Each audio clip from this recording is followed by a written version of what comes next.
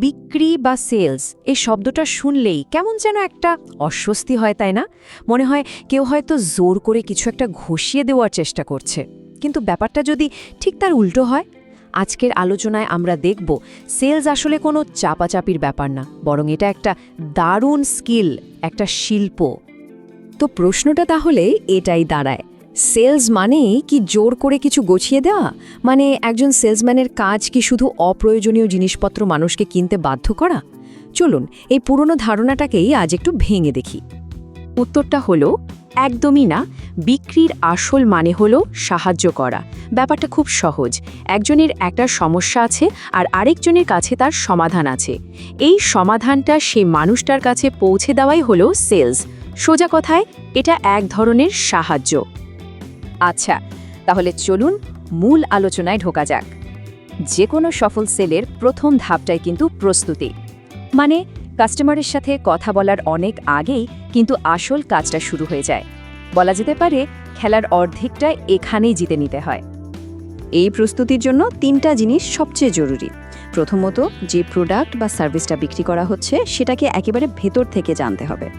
দ্বিতীয়ত, কাস্টমারের সব তথ্য গুছিয়ে রাখা। এটা কোনো দামি সিআরএম সফটওয়্যারেও হতে পারে, আবার একটা সাধারণ গুগল শিটেও হতে পারে। আসল কথা হলো কোনো তথ্য যেন হারিয়ে না যায়। আর ৩ নম্বর, কাস্টমার সম্পর্কে একটু রিসার্চ করা।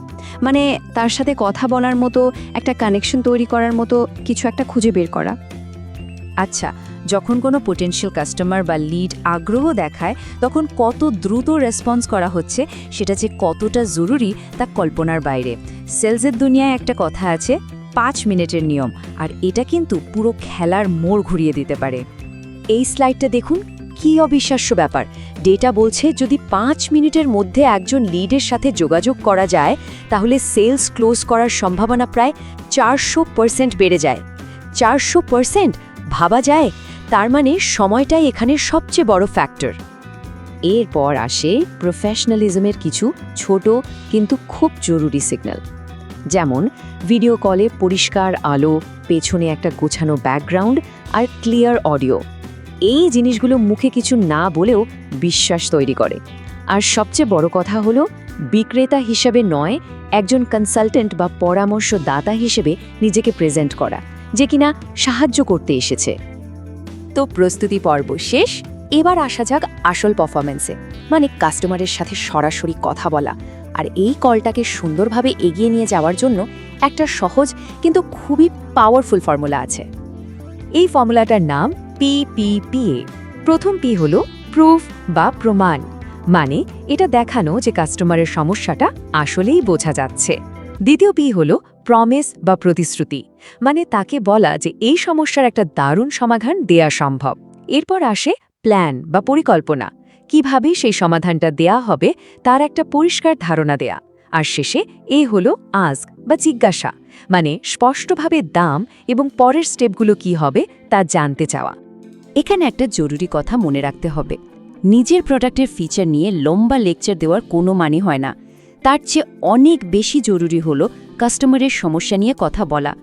অ্যাপল কিন্তু ঠিক এই কাজটাই করে।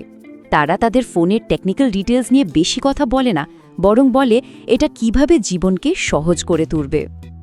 আচ্ছা, কাস্টমাররা তো মাঝে মাঝে আপত্তি জানায়, তাই না? যেমন দামটা একটু বেশি মনে হচ্ছে বা আমাকে একটু ভাবতে হবে। এগুলোকে ভয় পাওয়ার কিছু নেই, বরং এগুলোকে একটা সুযোগ হিসাবে দেখা উচিত।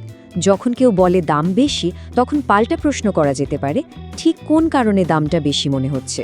এই ধরনের প্রশ্নগুলো আসলে কাস্টমারকেই তার দ্বিধা কাটিয়ে উঠতে সাহায্য করে। এই কথাটা খুব সত্যি। একটা কলের পর মানুষ টেকনিক্যাল ডিটেলস ভুলে যায়, কিন্তু তারা যেটা মনে রাখে তা হলো তাদের কেমন লেগেছিল, মানে সেই কথোপকথনটা তাদের মনে কি অনুভূতি তৈরি করেছিল।